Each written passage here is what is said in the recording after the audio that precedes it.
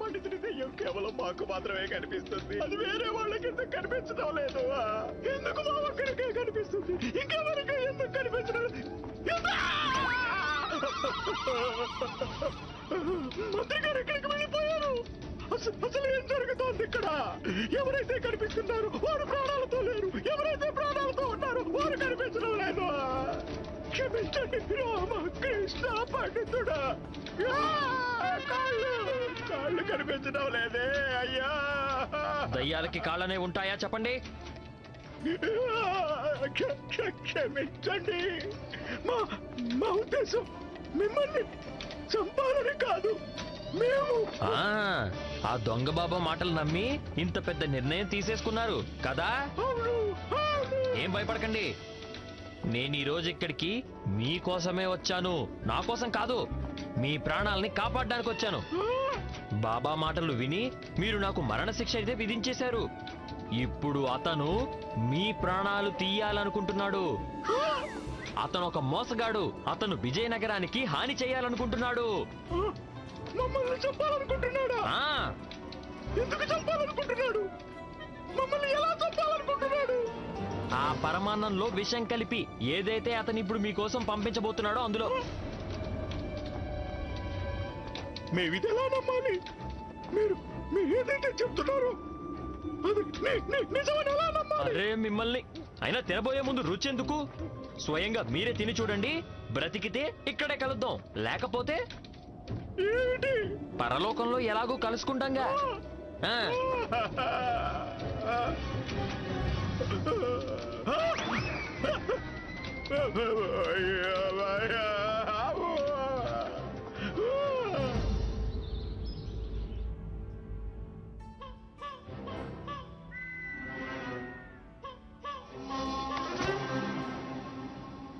ప్రభు, ఇక్కడ చూడండి, ఈ బాబా గారి దగ్గర నుంచి మీకోసం ప్రసాదం వచ్చింది, ఆరగించండి.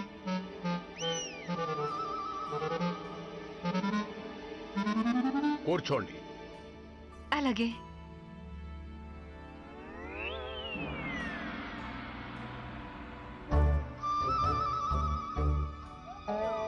వర్ణమాల, ఏమిటి స్వామి? మా కోరిక ఒకటే. ముందు ఈ పరమాన్నం నువ్వు తినాలి. తిని దీని రుచి ఎలా ఉందో నువ్వు చెప్పు. శివ శివ శివ శివ శివ, ఏమిటి స్వామి మీరు మాట్లాడేది? మీరు నేను ఎంగిల్ చేసింది తింటారా ఏంటి? తింటావు. ఎందుకు తినవు? ఖచ్చితంగా తింటావు. నువ్వు నా ధర్మపత్ని. నీ ఎంగిలి తినడానికి ఆలోచించాలా ఏమిటి నేను? ముందు నువ్వు తిను. లేదు స్వామి, ఇది నా వల్ల కాదు. ముందు మీరు ఆరగించండి, మీ తర్వాత నేను తింటాను. మీరు తినండి. వర్ణమాల, మేం చెప్పాం కదా, ముందు నువ్వు తిను. లేదు స్వామి, మీరు తినండి. లేదు, ముందు నువ్వే తిను. మీరు తినండి స్వామి. నువ్వు. మీరు.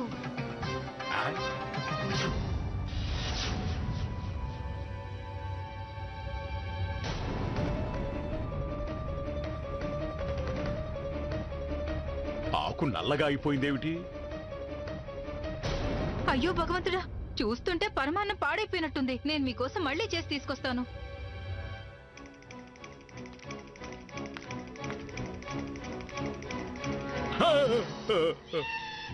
చూసారా ఆచార్య, నిజం మీ ముందే ఉంది కదా.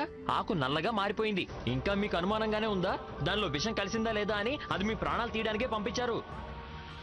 మీరు చెప్పింది నిజమే రామకృష్ణ పండితుల వారు. మా ఉద్దేశం, రామకృష్ణ గారి దెయ్యం గారు మీరు గనక సరైన సమయానికి హెచ్చరించి ఉండకపోతే మేము కూడా మీతో పాటు ఇక్కడే నిలబడి ఉండేవాళ్ళం. దెయ్యమై. మీ మనసు నిజంగా చాలా మంచిది రామకృష్ణ. ఇప్పుడు కూడా ఇప్పుడు కూడా మేం మీ ప్రాణాలు తీయడానికి ప్రయత్నించాం, కానీ మీరు మా ప్రాణాలే కాపాడారు. మీరు చాలా గొప్పవారు రామకృష్ణ పండితుల వారు. అది నిజమే, కానీ అన్నిటికంటే ముందు ఒక విషయం తెలుసుకోవాలి. మిమ్మల్ని నన్ను చంపడానికి వెనుక అసలు ఆ దొంగ బాబా ఉద్దేశం ఏమిటో తెలియాలి. ఈ పని మీరే చేయాల్సి ఉంటుంది. మేము మీరు మర్చిపోతున్నారు. మీరెవరు? మేము రాజగురు ఆచార్య తాతాచార్యులం. ప్రస్తుతం మీరు ఎవరు? ప్రస్తుతం మేము తాత్కాలిక మహారాజులం. అవును, మీరు తాత్కాలిక మహారాజు. మహారాజుగా మీకు కొన్ని బాధ్యతలు ఉన్నాయి. విజయనగరానికి రాబోతున్న ప్రతి సమస్య నుంచి రాజ్యాన్ని కాపాడాలి. రాజుగా మీ కర్తవ్యాన్ని నిలబెట్టుకోవాలి. అయితే చెప్పండి, మేమేం చేయాలి? మేము సిద్ధంగా ఉన్నాం. అన్నిటికంటే ముందు ఆ బాబాకి ఈ సమాచారాన్ని పంపించండి. మీ శిష్యులు ఆ పరమానాన్ని కింద పడేశారని, ఆ కారణం చేత మీరు ఆ పరమానాన్ని తినలేకపోయారని. ఆ తర్వాత నేను చనిపోయినందుకు ఉత్సవాలు జరుపుకోండి. అవును, ఆ తర్వాత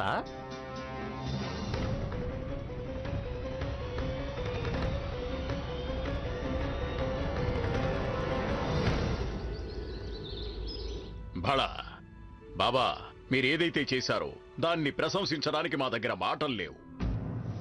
ఆ రామకృష్ణ పండితుణ్ణి మాకు అడ్డు లేకుండా చేసి మీరు మాకు చాలా పెద్ద ఉపకారం చేశారు. మాకు అస్సలు అర్థం కావట్లేదు. ఇందుకు మీకు ఎలా ధన్యవాదాలు చెప్పుకోవాలో. చెప్పాలంటే మీకు ధన్యవాదాలు ఎలా చెప్పాలి? చివరికి మాకు ఒక ఆలోచన వచ్చింది. మీతో పాటు భోంచేయాలి అనుకుంటున్నాం. తిను ముసలోడా తిను, నీ జీవితంలో చివరి భోజనం తిను. పరమాన్నం నుంచి అయితే నువ్వు తప్పించుకున్నావు బుర్రలేనివాడా, కానీ ఈ రోజు మా ఖడ్గం నుంచి నిన్ను ఎవ్వరూ కాపాడలేరు. ఎక్కడే నీ తలని నీ శరీరం నుంచి వేరు చేస్తాను. నువ్వు మా ప్రాణాలు తీస్తావా దుష్టుడా? మేం కూడా నిన్ను నరకానికి పంపించకపోతే మా పేరు కూడా రాజగురువు తాతాచార్యులమే కాదు. మొదలు పెట్టండి బాబా. తప్పకుండా.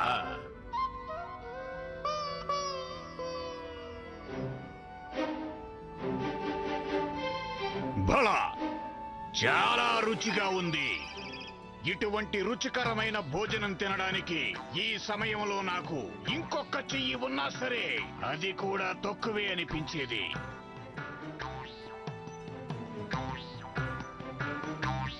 అద్భుతం. 1 2 3 ఏమైంది బాబా? మూడవ చెయ్యి. మూడవ చెయ్య? ఇప్పుడే మాకు మరో మూడవ చెయ్యి ఉన్నట్టు అనిపించింది. ఏమిటి బాబా మీరు మాట్లాడేది? మీరు మీ 2 చేతులతోనూ భోంచేస్తున్నారు కదా? చూస్తుంటే బాబా గారికి కూడా మన గురువు గారు ఏంటి ఏంటి? నన్నెందుకు కొట్టావు? నేనా? ఆ. నేనెప్పుడు కొట్టాను? నువ్వే కొట్టావు. అరే నేనెప్పుడు కొట్టాను? వదిలి, రుచికరమైన భోజనం.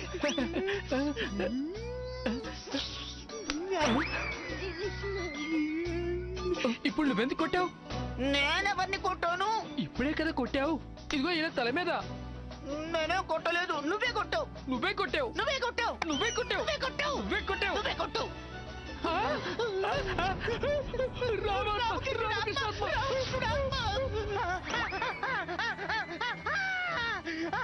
రామకృష్ణ. రామకృష్ణ?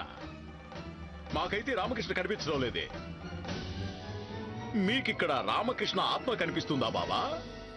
లేదు లేదు, ఇక్కడ ఏ ఆత్మ లేదు. అది ఆ పిల్లలిద్దరూ గట్టిగా అరిచారు కదా, దాంతో నేను కూడా కొంచెం కంగారు పడ్డానంతే.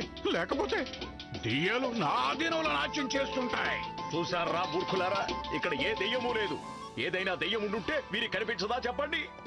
వీరు భూత భవిష్యత్తులు చూడగలరు, అయినా దెయ్యాలు వీరి అధీనంలో నాట్యం చేస్తుంటాయి.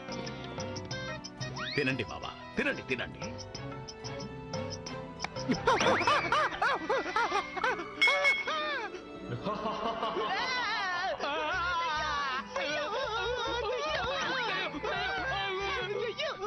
కాపాడండి బాబా.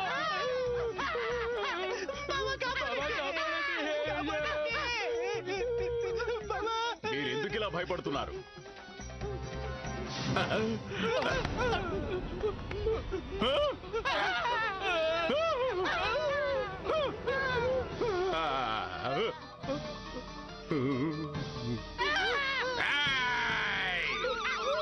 గుర్తుపట్టారా? ఎవరు నువ్వు? రామాని. రామకృష్ణ. చనిపోయి కూడా చనిపోలేదు దొంగ స్వామి, ఇక్కడే తిరుగుతున్నాను. కేవలం నువ్వొక్కడివి చేసిన పని కారణంగానే, నీ కారణంగానే నిర్దోషినై ఉండి కూడా నా ప్రాణాల్ని తీసేశారు. నువ్వు పన్నిన పన్నాగాల కారణంగానే మా మంత్రి గారికి బలవంతంగా సెలవివ్వటం జరిగింది. నీ కారణంగానే ఆచార్యుల వారు నువ్వు పంపిన విషపు పరమాన్నం తినకుండా చావు అంచుల వరకు వెళ్లి తప్పించుకున్నారు.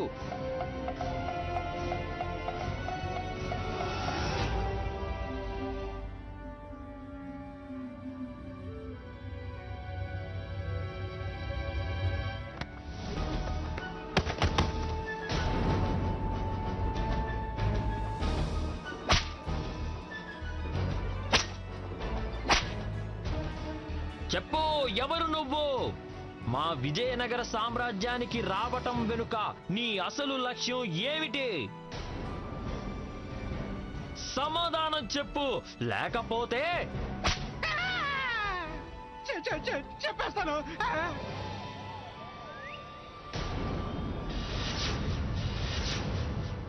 నా పేరు కుతులుబ్ బిన్ పింపిన్. నేను ఇరాకీ సామ్రాజ్య సైన్యానికి అధిపతిని. విజయనగరం మీద దాడి చేయడానికి వచ్చాను నేను. ఈ లక్ష్యంతోనే మా సుల్తాన్ నన్ను ఇక్కడికి పంపించారు. విజయనగర మహారాజు తాతాచార్య వంటి మూర్ఖుణ్ణి రాజును చేసి వెళ్ళారు. ఈ విషయం గురించి తెలిసి నేను ఆ వెర్రి తాతాచార్యుడి పరిస్థితిని అదునుగా తీసుకున్నాను. నేను నిన్ను ఆ తాతాచార్యుని హత్య చేయడానికి ఈ పన్నాగం పన్నాను. దాని ప్రకారమే నేను బాబాలాగా ఇక్కడికి వచ్చాను. మీ యొక్క రాజ్య సరిహద్దులకి దగ్గరలో మా సైన్యం దాడి చేయడానికి సిద్ధంగా ఉంది. మా మనుషులు సరిహద్దుల్లో సైన్యంతో మా సమ్మతి కోసం ఎదురు చూస్తున్నారు.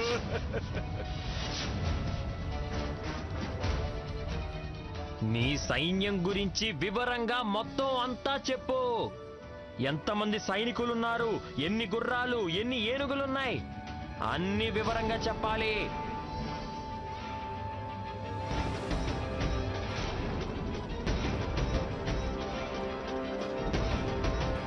మా విజయనగర సామ్రాజ్య సరిహద్దులకి నీ సైన్యం ఎంత దూరంలో ఉంది? 20 మైళ్ళ దూరంలో.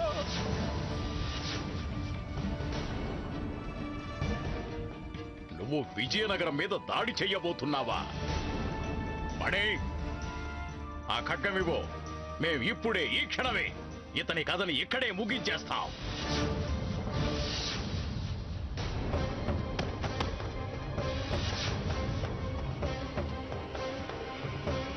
నువ్వు మమ్మల్ని మూర్ఖుడన్నావు కదా, ఇప్పుడు చూడు ఈ మూర్ఖుడి ప్రళయ రూపాన్ని. ఈ రాజగురువు తాతాచార్యునితో యుద్ధం చెయ్యిరా. రా! బావిలో కప్పలాంటి వాడివి నువ్వు నాతో యుద్ధం చేస్తావా?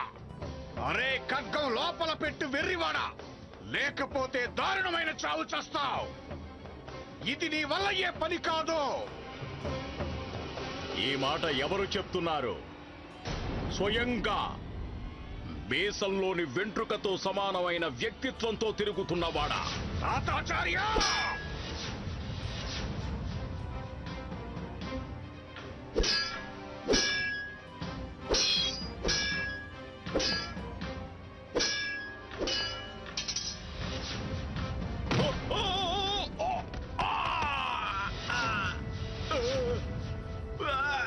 ఏంటి? ఏమైంది? నీ పొగరు మొత్తం అడిగిపోయిందా? విజయనగరాన్ని ఇలాగే కాపాడతావా? నా ముందు నువ్వు బురదలో పాక్కుంటూ తిరిగే పురుగవే. లేదు ఆచార్య, మీరు ఈ విధంగా ఓటమిని ఒప్పుకోవడానికి వీల్లేదు. ఈ రోజు కనుక మీరు ఓడిపోతే మొత్తం విజయనగర సామ్రాజ్యమే వాడి ముందు ఓడిపోయినట్టు అవుతుంది. మీరు గెలిచి తీరాలి. మీరు ఈ విధంగా ఓడిపోకూడదు. మీరు యుద్ధం చేసి తీరాలి. ఎలా రామా, ఎలా? మాకంత శక్తి లేదు. మీరు తాగండి. ఇది తాగగానే నా ఆత్మశక్తులన్నీ మీ లోపలికొచ్చేస్తాయి. ఇప్పుడు ఈ యుద్ధంలో మీరు ఒంటరివారు కాదాచార్య, నేను కూడా మీకు తోడుగా ఉంటాను. ఇది మన విజయనగర భద్రత మరియు ఆత్మగౌరవానికి సంబంధించిన విషయం. మనం గెలిచి తీరాల్సిందే. గుర్తుపెట్టుకోండి, రాజ్య భక్తిని మించిన భక్తి ఇంకేదీ ఉండనే ఉండదు.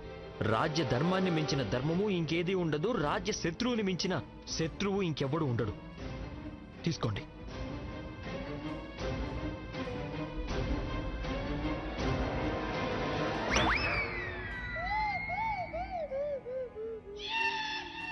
ముందుకు సాగండి ఆచార్య.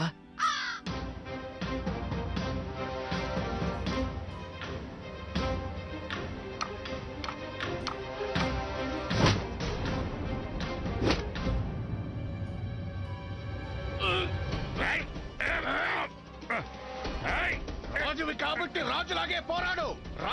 మాతో యుద్ధం చెయ్యి, ఖడ్గం తీసుకో, నా మీద దాడి చెయ్యి.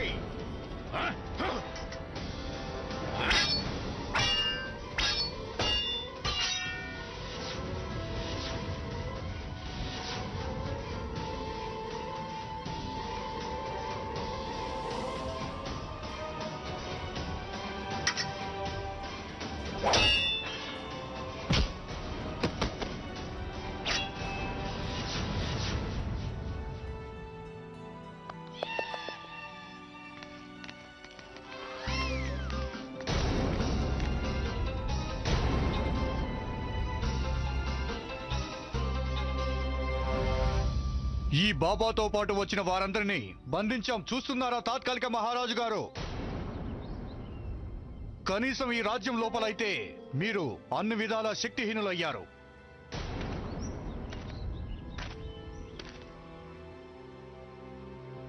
ఏమిటి ఇప్పుడు నీకన్నీ సూటిగా స్పష్టంగా కనిపిస్తున్నాయా లేదా దుష్టుడా? ఈ దుష్టుణ్ణి తీసుకెళ్ళండి, పడేయండి కారాగారంలో.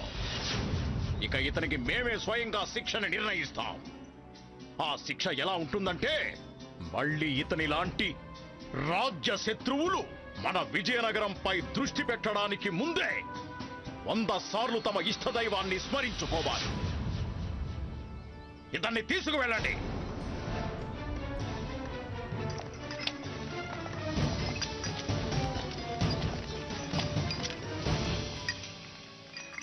శుభాకాంక్షలు తాత్కాలిక మహారాజు గారు.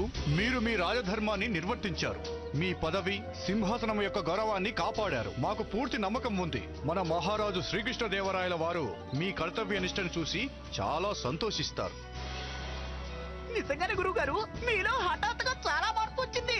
మీరు భలే అద్భుతమైన రూపాన్ని చూపించారు. నిజంగానే గురుగారు, నిజమే. ఈ రోజు మీరు నిజంగానే గొప్ప మాయ చేసేశారు. ఈ మాయ చేసింది మేము కాదు, రామకృష్ణ పండితుడు. వారి పుణ్యాత్మ మాకు సహకరించుండకపోతే ఈ రోజు మేం ప్రాణాలతో ఉండేవాళ్ళం కాదు. వారి ఆత్మే నాలోని దేశభక్తుణ్ణి మేల్కొల్పింది. బాళా చనిపోయిన తర్వాత కూడా మీరు అద్భుతమైన లీలలు రచించారు రామకృష్ణ పండితుల వారు. ఎవరైతే ప్రాణం తీశారో మీరు వారి ప్రాణాలే కాపాడారు.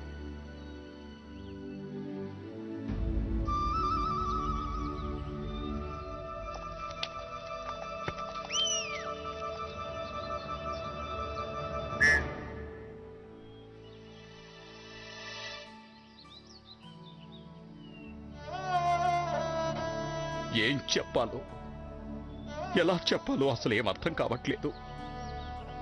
క్షమాపణ అడగడానికి మా దగ్గర మాటలు కూడా లేవు.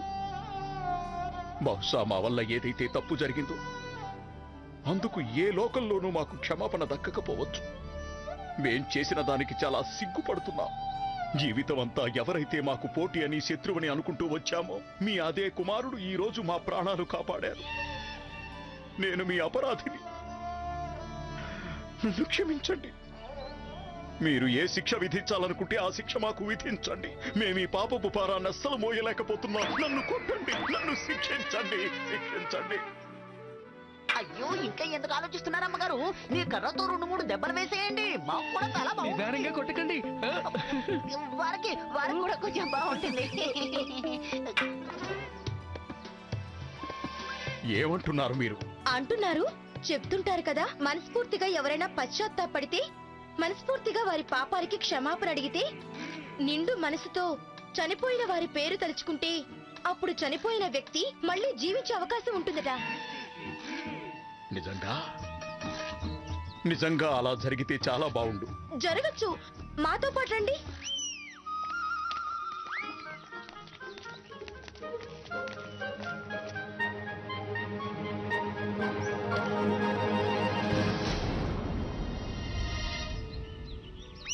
రామ ఇక్కడే ఉన్నారు, మీరు ఇక్కడే ఉన్నారు. రామ పేరుని తలుచుకోండి. అత్తయ్య చూడాలి అనుకుంటున్నారు. మీ పశ్చాత్తాపంలో ఎంత నిజాయితీ ఉందో. అత్తయ్యకి పూర్తి నమ్మకం ఉంది.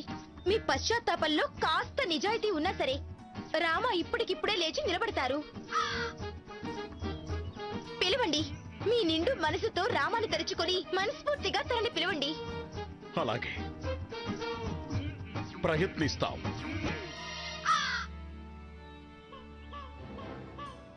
రామకృష్ణ పండితుడా,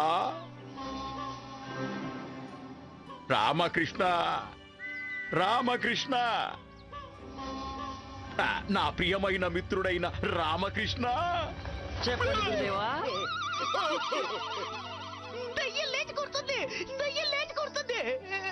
గురుగారు అతను నిజంగానే లేచి కూర్చున్నాడు. మీరు మీరు మళ్ళీ రాక తప్పలేదాచార్య.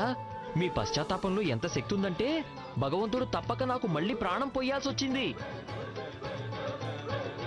అద్భుతం రామకృష్ణ పండితులు గారు, అద్భుతం. మేమందరం మిమ్మల్ని చూసి చాలా గర్వపడుతున్నాం. మరోసారి మళ్ళీ మీరు విజయనగరంని చాలా పెద్ద కుట్రకి బలి కాకుండా కాపాడారు. మీ తెలివితేటలతో మృత్యువు నోటి నుంచి బయటపడగల అద్భుతాన్ని మీరు కాక ఇంకెవరు చూపించగలరు? మృత్యువు నోటి నుంచి బయటపడగల అద్భుతమా? ఈ మాటకు అర్థం ఏమిటి? మీరు చనిపోయారు కదా? అయ్యో లేదాచార్య, ఇంత త్వరగా ఈ రామకృష్ణ మిమ్మల్ని వదిలి వెళ్ళిపోగలుగుతాడా చెప్పండి? మీరు చనిపోలేదా? లేదు. అక్కడ మరణ శిక్ష నుంచి తప్పించుకుని బయటపడ్డారా? సురక్షితంగా ముందు నుంచి ప్రాణాలతోనే ఉన్నారా? అమ్మవారి దయ వల్ల. మీరు దెయ్యం అవ్వలేదా? ఏమిటాచార్య, బ్రతుకున్న వ్యక్తి ఎక్కడైనా దయ్యం అవుతాడా చెప్పండి? ఇదంతా నాటకమా? ఖచ్చితంగా. ఏంటి అంటే ఇదంతా ఎలా జరిగింది?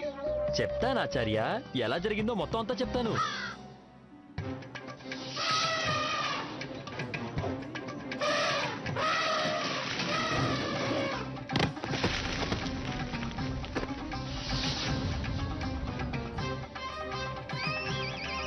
మీరు నన్ను వెర్రివెధవని చేశారా?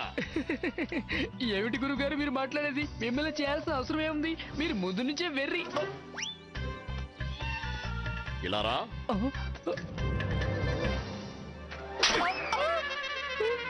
క్షమించండి ఆచార్య, కానీ నా దగ్గర వేరే ఏ దారి లేదు. ఇది రాజ్య భద్రతకి సంబంధించిన విషయం, విజయనగర గౌరవానికి సంబంధించిన విషయం. ఎవరు దారిన పోయే శత్రువు వచ్చి నాటకాలాడి మనల్ని మూర్ఖులని చేసి మన రాజ్యాన్ని ఎలా అధీనం చేసుకోగలడు?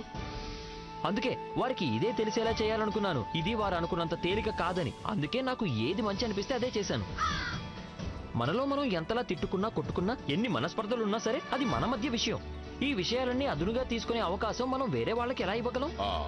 మరి మీరు నన్ను తాగమనిచ్చిన పానీయం అది కేవలం మంచినీళ్లు ప్రభు. అది తాగిన తర్వాత మాకు అంత శక్తి ఎలా వచ్చేసింది? ఆ శక్తి ముందు నుంచే మీ లోపల విలీనమై ఉంది ప్రభు. నేను కేవలం ఒక చిన్న మనోవైజ్ఞానిక ప్రభావంతో దాన్ని మేల్కొల్పానంతే. లేక మరోలా నిజం చెప్పాలి అనంటే మీరు స్వయంగానే మీ శక్తితో ఆ బాబాను ఓడించారు. అలాగా? అయితే మళ్ళీ మొదలైందా మీ జ్ఞాన వర్షం, పండిత బుద్ధి? మాకు గనక ఏమైనా జరిగితే అందుకు బాధ్యత ఎవరు వహిస్తారు? మీకేమైనా జరిగిన తర్వాత అందుకు బాధ్యత ఎవరు వహిస్తే మాత్రం పెద్ద తేడా ఏముంటుంది? ఇదంతా చూడ్డానికి మీరు ప్రాణాలతో ఎక్కడ ఉండేవారు?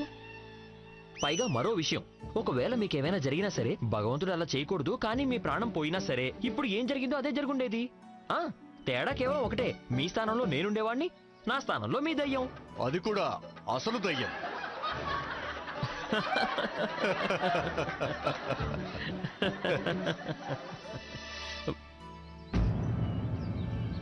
నవ్వుకో రామకృష్ణ పండితుడా. నీ సంగతి నేను తర్వాత చెప్తాను రామకృష్ణ. మహారాజు గారిని రానివ్వు. నీ అహంకారానికి నీకు తగిన శాస్తి చెయ్యకపోతే నా పేరు రాజగురువు తాతాచార్యే కాదు. బదులు తెచ్చుకొని తీరుతాను రామకృష్ణ పండితుడా. ఈ శత్రుత్వం వల్ల నువ్వు చాలా బాధపడాల్సి వస్తుంది. ఉండు, నా ప్రకోప జ్వాలదాడి కోసం ఎదురు చూస్తూ ఉండు. ఈ తాతాచార్య నిన్ను సర్వనాశనం చేసి పారేస్తాడు. సర్వనాశనం చేసి పారేస్తాడు.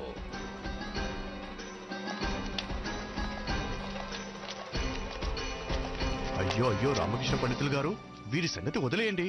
ఈ పగ జీవితం మొత్తం మిమ్మల్ని వదిలి వెళ్ళబోయేదే లేదు. ముందు ఒకటి ఆలోచించండి. బాబా సైన్యం మన సరిహద్దుల దగ్గర నిలబడి ఉంది. దాని సంగతి ఏంటి? దాని గురించి ఏమైనా ఆలోచించారా? వారికి ఒక ప్రేమ లేఖని పంపించాలి మంత్రి గారు. అవును, ప్రేమ లేఖ. యుద్ధానికి అందరూ సిద్ధంగా ఉన్నారా? సిద్ధమే హుజూర్. హుజూర్ హుజూర్, మీకు ఒక లేఖ వచ్చింది. ఈ లేఖని నేను మీకు మీ అధిపతి కుతులుబ్బిన్ పింపిన్ తరపున పంపిస్తున్నాను. అదేమిటంటే మీ కుతులుబ్బిన్ గారి 2 చేతులు మా తాత్కాలిక మహారాజు శ్రీ తాతాచార్యుల వారి ఆదేశం ప్రకారం నరికేయడం జరిగింది. మరి వారు ఏమీ రాసే పరిస్థితుల్లో లేరు కాబట్టి ఈ శుభకార్యాన్ని నేనే చేయాల్సి వచ్చింది. ఇంతకీ నేనెవరనుకుంటున్నారా? నన్నందరూ రామకృష్ణ పండితులు అంటుంటారు. కుతులుబ్బిన్ గారు చెప్పిన దాని ప్రకారం మీరందరూ విజయనగరం మీద దాడి చేయడానికి వచ్చారంట. 100 ఏనుగులు, 500 గుర్రాలు, ఇంకా 1,00,000 మంది సైనికులతో పాటు. చాలా మంచి విషయమే, వచ్చి తీరాలి కదా. రండి రండి, వచ్చి స్వయంగా మీరే చూడండి. మిత్రులకి స్వాగతం పలకడానికి మేము ఎంత వినయంగా ఉంటాము, శత్రువులకి వారి అహంకారానికి శిక్ష విధించడానికి ఎంత కటువుగా ఉంటాము. మీ దాడికి సమాధానంగా ప్రతి దాడి చేయడానికి మా సైన్యం అన్ని విధాలుగా సిద్ధంగా ఉంది. చాలా ఆతృతగా కూడా ఉన్నారు మీ అందరినీ ముక్కలు ముక్కలుగా చేసి మీ రాజ్యానికి తిరిగి పంపించడానికి. బంధువులకి మా వినయపూర్వక సవాలు. విజయనగరం సంగతి తర్వాత, విజయనగర సరిహద్దుల్లోని ఒక్క గడ్డి పరకనైనా కోసి చూపించండి చూద్దాం. ఇట్లు మీ శ్రేయోభిలాషి, విజయనగరం ముఖ్య సలహాదారుడు రామకృష్ణ పండితుడు. ఏం ఆదేశం హుజూర్? సైన్యంకి చెప్పమంటారా విజయనగరం మీద దాడి చేయమని? ఆదం, సైన్యం దగ్గరికి వెళ్ళి అందరినీ ఇక్కడి నుంచి వెంటనే వెళ్ళిపోమని చెప్పు. లేకపోతే ఇక్కడి నుంచి అందరి శవాలు తిరిగి వెళ్తాయి. మనల్ని ముక్కలు చేయడానికి వాళ్ళు అక్కడ కూర్చుని ఎదురు చూస్తున్నారు. వెళ్ళి చెప్పు ఇక్కడి నుంచి వెంటనే బయలుదేరాలని, లేకపోతే మొత్తం అందరూ దారుణంగా చంపబడతారు. ఎప్పటి వరకైతే రామకృష్ణ పంతులు విజయనగరంలో ఉన్నంత వరకు విజయనగరం మీద యుద్ధం చేయటం చావుని ఆహ్వానించడంతో సమానమే. త్వరగా వెళ్ళిపోమని చెప్పు. వెళ్ళు.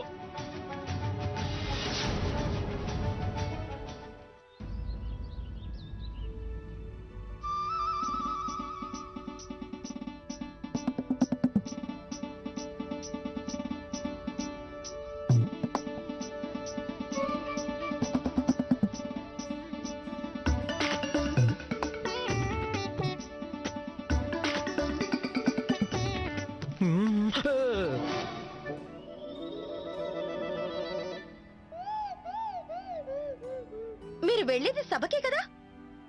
అవును, అలా ఎందుకు అడుగుతున్నావు? లేదు లేదు, ఏమీ లేదు. ఈ రోజు కొంచెం భిన్నంగా కనిపిస్తున్నారు. ఈ సంతోషం, ఈ సంగీతం చూడటానికి మీరు ఎవరినో కలవడానికి వెళ్తున్నారనిపిస్తోంది. కలవటానికా? ఎవరిని? పోనీలేండి, వదిలేండి. ఎందుకదంతా? లేదు లేదు, నువ్వు ఖచ్చితంగా చెప్పి తీరాల్సిందే. నీకేమనిపిస్తుంది? నేను ఎవరిని కలవడానికి వెళ్తున్నాను అనుకుంటున్నావు? ఎవరో ఉండే ఉంటుంది, నాకేం తెలుసు? ఉండే ఉంటుందా? ఉండే ఉంటుందంటే ఏమి నీ ఉద్దేశం? అది నాకైతే తెలీదు. కానీ ఈ రోజు వరకు మీరు ఈ విధంగా తయారై సభకు వెళ్ళడం అయితే నేను ఎప్పుడూ చూడలేదు. చూడండి శారదాదేవి గారు, ఈ రోజు నా మనసు సంతోషంతో పులకరించిపోతుంది. దీన్ని నేను అనవసరంగా పాడు చేసుకోవాలనుకోవడం లేదు. అర్థం చేసుకో. అందుకే నిన్ను వేడుకుంటున్నాను, నీ అనుమానాలన్నింటినీ, దురభిప్రాయాల్ని, నీ శోధన పరిశోధనలు ఏవైనా కానీ వాటిని సాయంత్రం వరకు భద్రపరుచుకో. అదేమిటంటే నీతో వాద ప్రతివాదనలు చేస్తే నాకు నిద్ర బాగా వస్తుంది. పైగా ఇది ఉదయమే కాబట్టి మళ్ళీ నిద్రపోవాలనే కోరిక మాకు కొంచెం కూడా లేదు కాబట్టి ఇప్పుడు వద్దు. చూసారా అత్తయ్య, పొద్దునే నాతో వాదించడం మొదలు పెట్టేశారు. ఏయ్, నేను వాదిస్తున్నానా? అమ్మా, నేనేం మాట్లాడకుండా సభకు వెళ్ళడానికి తయారవుతుంటే తనే వచ్చింది నాతో వాదించడానికి. ఏమిటి? ఇంతలా అలంకరించుకొని ఎక్కడికి వెళ్తున్నావు? అది ఈరోజు. ఈ ప్రశ్న అడిగేది నువ్వా లేక అమ్మా? మాట మార్చడానికి ప్రయత్నించుకో. ప్రతిరోజు నువ్వు ముఖం వాడిపోయి ఏడుపు ముఖం పెట్టుకొని సభకు వెళ్తుంటావు కదా. మరి ఈ రోజు ఈ సంతోషం, ముఖం మీద చిరునవ్వు, ఏమిటా రహస్యం? అమ్మా, అంత ప్రత్యేకమైన కారణం ఏమీ లేదు. విషయం కేవలం ఒకటే, గత 2 రోజులుగా ఆచార్యుల వారు సభకి రావటం లేదు. అందుకే ఏ మానసిక వ్యధ, ఏ దిగులు, ఏ వాదనలు లేవు. ఈ 2 రోజుల నుంచి నా జీవితం చాలా సంతోషకరంగా ఉంది. తాతాచార్య సభకి ఎందుకు రావట్లేదు? వారెక్కడున్నారు? అది నాకేం తెలుసు, ఎక్కడైనా ఉండనివ్వు. నేనైతే సంతోషంగా గడుపుతున్నాను కదా. అలాగా, ఇదా అసలు కారణం? మరొక విషయం, ఈ రోజు నేను ఇంట్లో అల్పాహారం తినను. నాకు ఈ రోజు బయట పూరి తినాలని ఉంది. ఈ రోజు నేను చాలా సంతోషంగా ఉన్నాను. కానీ నేను ఇంట్లో అల్పాహారం చేశాను కదా, మరి దాని సంగతి ఏంటి? దాన్ని నువ్వే ఆరగించు. ఏం చేసి ఉంటావు? అన్నమేగా. ఈ రోజు నేను బజార్కి వెళ్లి పూరీలు తింటాను. ఆ తర్వాత సభకి వెళ్తాను. సరే, నీతో పాటు నేను కూడా వస్తాను. నాకు కూడా పులి తినాలనే ఉంది. పద, హాయిగా తిందాం. పద పద. లామా ఆ? నాకు పూలు కావాలి. ఇవా ఈ సువాసన మల్లెపూదే. సంపంగి వాసన కాదు మల్లెపూ వాసన. అరే సంపంగిదే. అరే మల్లెపూ వాసన. లామా చూడు వాళ్ళిద్దరు గొడవ పడుతున్నారు. పద వెళ్ళి చూద్దాం. లేదు లేదు గుండప్ప, ఇద్దరు వ్యక్తులు మాట్లాడుకుంటున్నప్పుడు వాళ్ళ మధ్యలోకి మనం తల దూర్చకూడదు. అలే ఏమీ కాదు, నీతో పాటు నేను ఉన్నాను కదా. పద చూద్దాము, చల్లగా అరే ఉంటుంది. వద్దన్న, నోరు మూసుకునుండు. ఎన్నిసార్లు చెప్పాలి? అరే సంపంగి ఇది వాసన. మల్లెపూ వాసనే. మీరు ఎందుకు గొడవ పడుతున్నారు? నాకు చెప్పండి, మీ సమస్యని నేను పరీక్షిస్తాను. సరే బాబు నువ్వే చెప్పు. ఇందులో నుంచి వచ్చే సువాసన అది సంపంగి పువ్వుదా లేక మల్లెపూదా?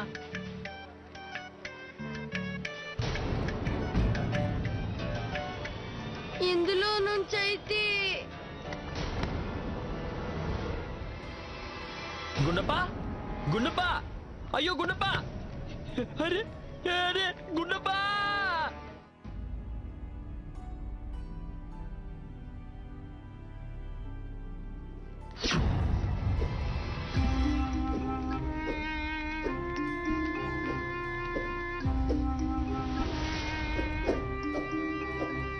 నేను ఎక్కడున్నాను? నమస్కారం రామకృష్ణ పండితులు గారు, మీరు సంపూర్ణంగా సురక్షితంగానే ఉన్నారు. బయటికి విసిరేస్తాను. ఎవరిని బయట విసిరేస్తారు? అది ఎందుకు? ఇంతకీ అసలు మీరెవరు? గుండప్ప ఎక్కడా? గుండప్ప.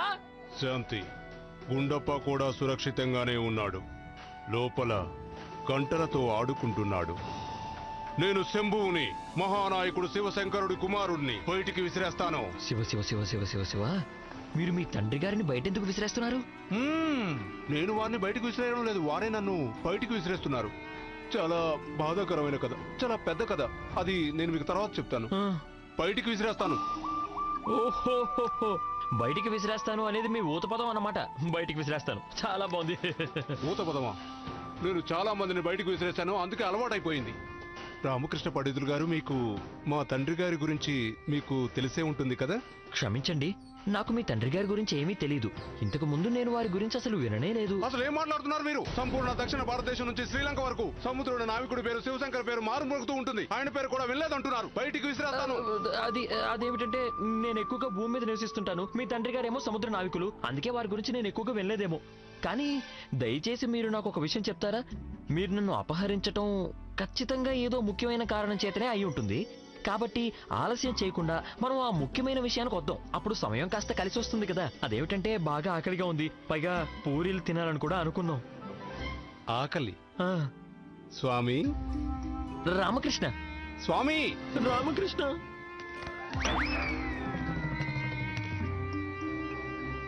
స్వామి. ఓహో స్వామి. ఆదేశించండి ప్రభు.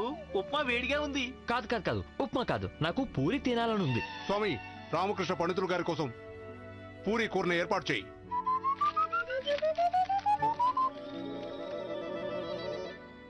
క్షమించండి ప్రభు, ఇందులో పూరీ కూర గురించి ఎక్కడా రాయనలేదు. ఈ పట్టికలో పాలకోవాలు, సున్నుండలు గురించి రాసింది. అవి రామకృష్ణ పండితుల వారికి చాలా ఇష్టమైనవి కదా. నాకు సంబంధించిన సమాచారం మొత్తం తెలుసుకొని ఉంచారు, తర్వాత నన్ను ఇక్కడికి తీసుకొని వచ్చారు. వీటి వెనుక వీళ్ళ లక్ష్యం ఏమై ఉంటుంది? శంభువ గారు, మీరు నాకు సంబంధించిన సమాచారం మొత్తం తెలుసుకుని ఉంచుకున్నారు. ఖచ్చితంగా ఏదో ముఖ్యమైన విషయంగానే మీకు నా అవసరం వచ్చుంటుంది. రామకృష్ణ పండితులు గారు, మీరు నిజంగా చాలా తెలివైన వారు. అందుకే కదా నేను మిమ్మల్ని అపహరించమని చెప్పాను.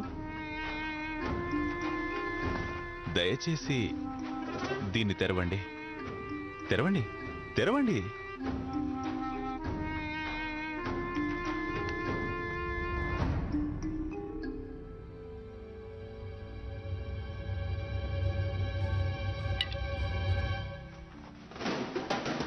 ఇందులో ఏదో రాసుంది.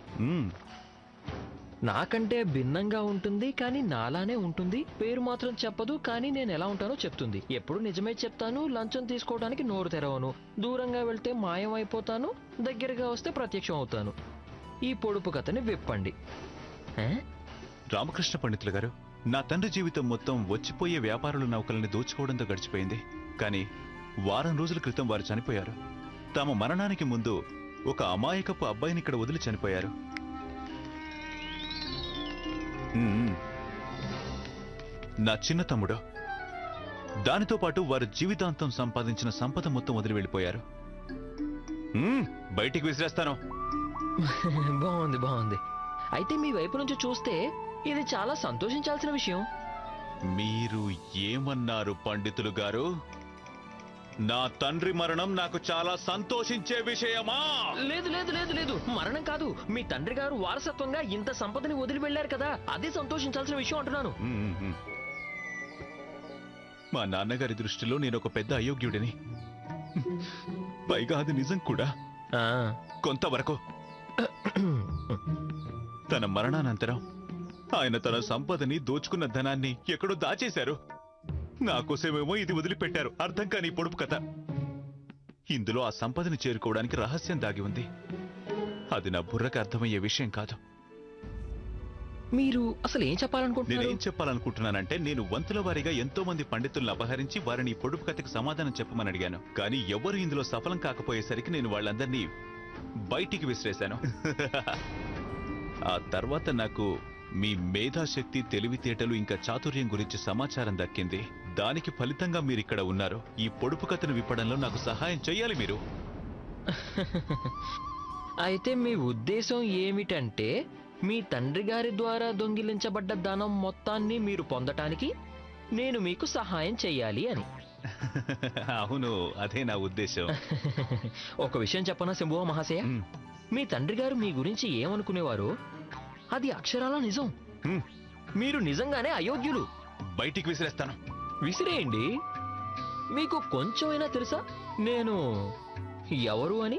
ఖచ్చితంగా తెలుసు. మీరెవరంటే మీరు రామకృష్ణ పండితులు. రామకృష్ణ పండితులు తెలివైన వారు, అలాగే చాతుర్యం కలవారు. మీ బుద్ధి బలం 100 ఏనుగుల బలం కంటే ఎంతో శక్తివంతమైనది. పొగడ్తలకి నా ధన్యవాదాలు. కానీ వీటన్నిటితో పాటు నేను విజయనగర మహారాజు శ్రీకృష్ణదేవరాయల వారి వ్యక్తిగత సలహాదారుణ్ణి కూడా. మరి వారికి గనక మీరు నన్ను అపహరించారు అని తెలిసిందనుకోండి, అప్పుడు మీ పరిస్థితి ఏమవుతుంది?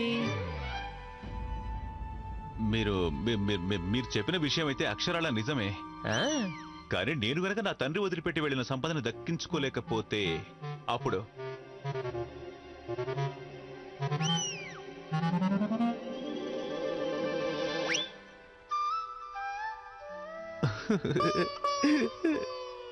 నేను నా సైనికులకు జీతాలు ఇవ్వలేను. దాని కారణంగా వాళ్ళు నన్ను వదిలి వెళ్ళిపోతారు. నేను స్వామికి కూడా జీతం ఇవ్వలేను. అతను కూడా వదిలి వెళ్ళిపోతాడు. నేను పేదవాడినైపోతాను. ఏమీ చేయలేని అసమర్థుడినైపోతాను. నేను ఎక్కడికి వెళ్ళినా అందరూ నన్ను బయటికి విసిరేస్తారు. ఈ విధంగా ప్రాణాలతో ఉండడం కంటే మహారాజు కృష్ణదేవరాయల వారు నాకు మరణశిక్ష విధించడమే మంచిది. ఇదంతా ఆలోచించిన తర్వాతే నేను మిమ్మల్ని తీసుకొచ్చేయాలి అని నిర్ణయించుకున్నాను. మంచి నిర్ణయమే తీసుకున్నాను కదా రామకృష్ణ పండితులు గారు? అస్సలు కాదు. మీ నిర్ణయం అస్సలు మంచిది కాదు. ఎందుకంటే నేను మీకు ఏ విధమైన సహాయం చెయ్యను. ఎట్టి పరిస్థితుల్లోనూ నేను చెయ్యను.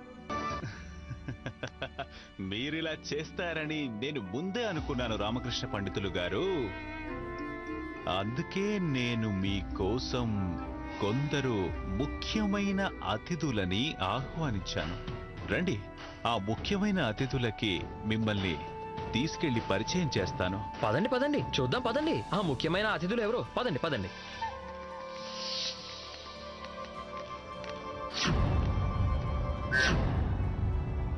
శారదా, మీరందరూ ఏంటి ఇక్కడ?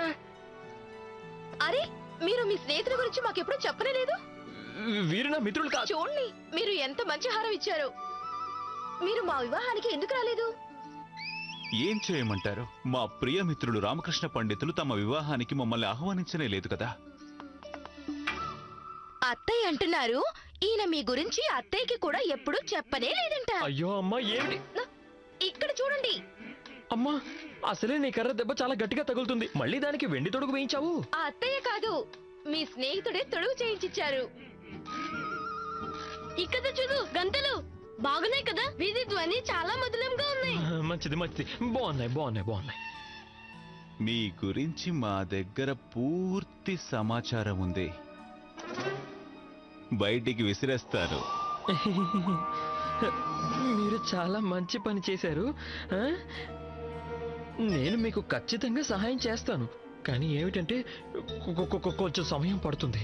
ఇది చాలా కఠినమైన పొడుపు కథ. దాని సమాధానం తెలుసుకోవడానికి కొంచెం సమయం అయితే పడుతుంది కదా. అయ్యో, ఎందుకంత కదులుతుంది? శారదా, మీకేమైనా అనిపించిందా? అవునవును, నిజమే. రామకృష్ణ పండితులు గారు, మీ సమయం తీసుకోండి, ఖచ్చితంగా తీసుకోండి. కానీ దానికంటే ముందు మీరందరూ భోజనశాలకు వచ్చి భోజనం చేయండి. అవును ప్రభు, భోజనశాలలో అన్ని ఏర్పాట్లు చేసేసాం. ఉప్మా వేడిగా ఉంది. కేవలం ఉప్మా ఒకటే వేడిగా ఉందా? మిగిలిన భోజనం అంతా చల్లగా ఉందా? లేదు లేదు, భోజనం అంతా వేడిగానే ఉంది. ఉప్మా వేడిగా ఉంది. అన్నిటికన్నా ముందు అక్కడ భోజనం చల్లగా అయిపోతోంది. రండి, దయచేసి భోజనశాలకు ఇచ్చే. పదండి పదండి, రండి రండి.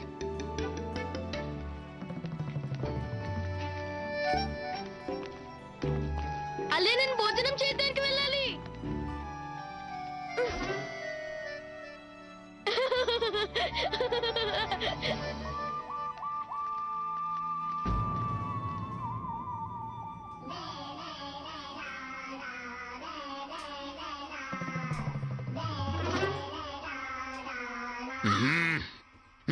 శివ శివ శివ శివ శివ శివ శివ శివ. ఈ రామకృష్ణ పండితుడు నా మెదడులో ఎలా పాతుకుపోయాడు, ఎంతగా ముద్రపడిపోయాడంటే ఇక్కడ కూడా ఉన్నట్టే కనిపిస్తున్నాడు. లేదు లేదు గురుదేవా, అది నిజంగానే రామకృష్ణ పండితులే. అవును గురువు గారు, చూడండి అక్కడ చూడండి. రామకృష్ణ పండితుడు ఇక్కడ. రామకృష్ణ పండితుడు గారు, మీరిక్కడ ఏం చేస్తున్నారు? ఇదే ప్రశ్న నేను మిమ్మల్ని అడగాలనుకుంటున్నాను గురుదేవా. రాజగురువు తాతాచార్య, రామకృష్ణ పండితులు గారు మా ప్రియమిత్రులు.